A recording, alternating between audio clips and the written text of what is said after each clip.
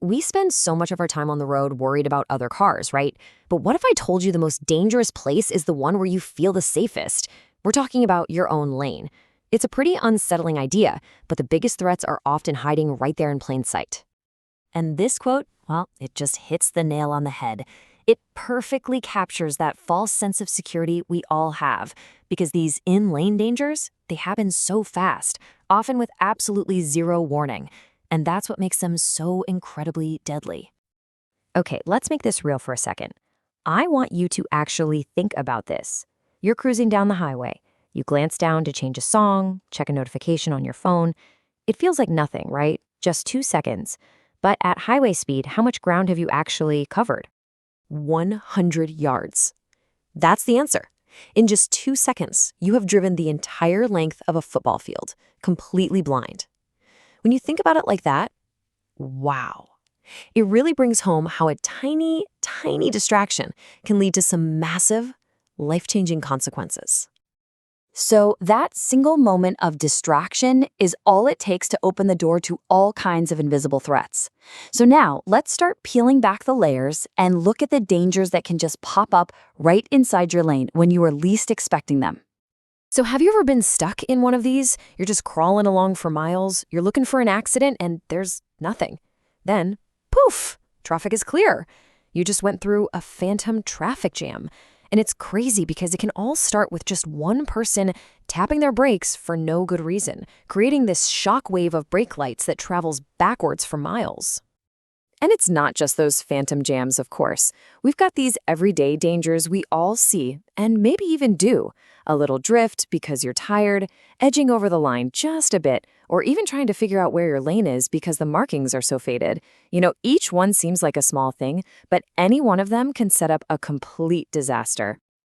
Okay, so to avoid all those problems, you have to realize that the road is literally talking to you all the time. Those painted lines, they aren't just there for decoration. They are a language, a set of instructions. And if you learn how to read them, you can seriously up your safety game. So it all starts with something super basic but so important: color. White lines mean traffic is all going in the same direction as you. Yellow lines, on the other hand, mean you've got cars coming at you in the opposite direction. Getting these two mixed up, that's how some of the worst accidents happen. All right, now let's talk about the pattern of the line. Just think of it like punctuation. A broken line, that's a suggestion. It's saying, hey, you can probably pass here if it's safe. But a solid line, that's a command. It means stay put. And when you see those double solid lines, that's the road basically screaming at you, do not cross. End of story. Okay, so we've decoded the road's language. Now, let's build our defensive playbook. This is all about the stuff you can actually do. Moving from just knowing about the dangers to actively, constantly defending yourself against them. Let's start with something we do all the time: changing lanes. There are 3 steps, and they are absolutely non-negotiable. First, signal way earlier than you think you need to. Give people a heads up. Second, check your mirrors to see what's going on. But the final and most critical step is the head check. You have to physically turn your head and look over your shoulder into that blind spot. A whole car can disappear there. Real safety is all about building good habits until they just become automatic. It's a whole mindset. And this is especially true around big trucks. You have to know about their huge no zones. These are just massive blind spots on every side of the truck. The rule here is super simple. If you can't see the driver in their side mirror, they absolutely, positively cannot see you. To them, you're invisible. So, building on those habits, let's get into some more advanced situations. Because you've got to understand that not all lanes are created equal, not by a long shot. Knowing which lanes are the most dangerous and why can totally change how you drive.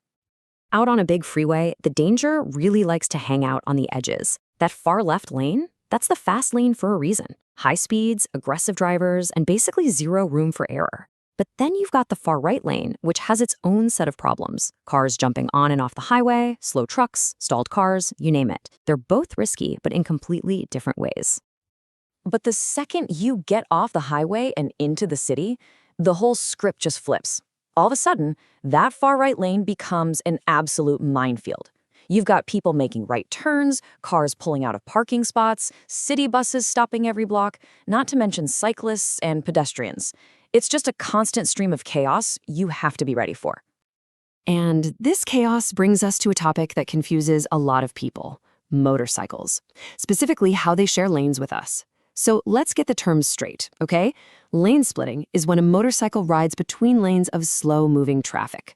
Lane filtering is when they move between stopped cars, like up to the front of a red light. So splitting is for moving traffic, filtering is for stopped traffic. So why on earth is this allowed anywhere? I mean, the risks seem so obvious, right? There's barely any space, and most drivers just aren't looking for a bike there. But believe it or not, there are some really strong safety arguments for it. The biggest one is that in bumper-to-bumper traffic, it can actually protect a rider from getting rear-ended, which is often fatal on a motorcycle. And look, this isn't just an opinion. We have some solid data on this. A major study from UC Berkeley actually dug into it and found that lane splitting can be done much more safely, but only under very specific conditions. Here are the magic numbers. If traffic is moving at less than 30 miles per hour and the motorcycle is going no more than 10 miles per hour faster than the cars, the risk drops dramatically. So that leaves us with this one last thought to chew on. We've talked about all these hidden dangers, and we've talked about the hidden language of the road. So what do you think? How much of being a safe driver is about your own personal skill, and how much of it is just about learning to pay attention and listen to what the road is already trying to tell you? It's definitely something to think about next time you get behind the wheel. Please like, subscribe, and get notified.